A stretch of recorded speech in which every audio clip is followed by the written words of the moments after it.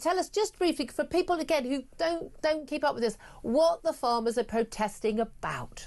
Yes, Julia. So basically, at the last budget, unexpectedly, because the government said before they got in that they would not impose any new taxes on farmers, that a new series of impositions on BPR and APR means that farmers now have to pay inheritance tax, which means that they were always paying taxes before. But now what it means is if you've got assets or buildings or tractors, very quickly you're past the threshold, and it means many will have to sell off their business because they won't be able to afford the inheritance tax. It's a question of our food security. It's a question of a continuity, a way of life. It's not just farmers, though, Julia, because it is our farmers. It's also family businesses. And now they've said to veterans as well. And that's why Together is working with Farmers to Action, who's the largest growing farmers organisation, over 5,000 supporters already, growing daily, rapidly. Over 45 counties have been doing actions across the country and saying this is unacceptable, and uniting with businesses that we've seen speaking this morning at Mill Hill, at the biggest London working farm, where we've had all sorts of business speakers, veterans. Nigel Farage spoke, and even Derek Chisora, the champion boxer, was there from sport.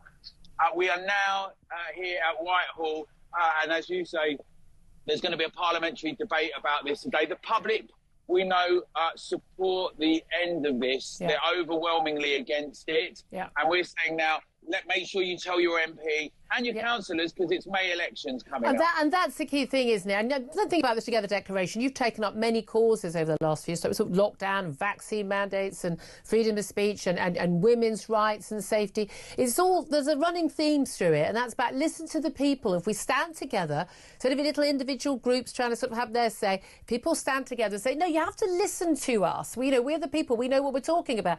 Then MPs will start getting some decisions right. And it's a fantastic movement. I'm so impressed with what you do. But this is the thing, people forget it's about food security. If people say, well, I don't know anyone in farming, I live in a city, I don't know anything about this. More than half of the food that we eat in this country comes from British farms, and a lot of those farms are family-run farms. They've been in the family for years, and as we've learned, Jeremy Clarkson and others exposing just how hard that life is, and the margins they work under. That actually, when the government's like, oh, if you've got a farm worth, over $1 million, these are only rich people who pay this. They don't understand the land can be worth a lot of money, but you've got a huge amount of equipment, a huge amount of costs for doing the work. But actually, farmers, most of these farmers, they're not rich. They're just doing a job that, on paper they look rich, but the only way they could pay this tax is to sell off the farm. That's absolutely right, Julia. 0.5% return of investment on farms. Other businesses just would not do it.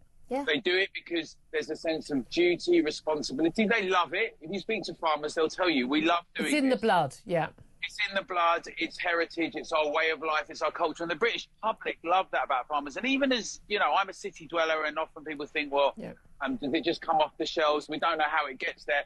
But there's a sense that this is part of our way of life. And Julia, we can't just have solar farms. We can't just have Blackrock buying everything up. We've seen with our energy, if we have to bring it from abroad, the volatility of the world markets, and what then starts happening. And frankly, the standards in Britain are much higher. So the type of food that we're getting, and we know in America, the Make America Healthy Again, much of that is about food. And most importantly, it's not democratic to say you're not going to do something, then come in, a bit like with the pensioners, and impose it on us. And we've had enough of these technocrats. That's why we're saying everyone stand together. Make sure you tell your MP and be united on this. Absolutely. Well, we say there's going to be a lot of tractors in Whitehall. Very hard for the MPs to ignore. But again, if people don't speak out, then they get ignored. So good luck with that, Alan. Really appreciate that. Alan Miller, the co-founder of Together Declaration.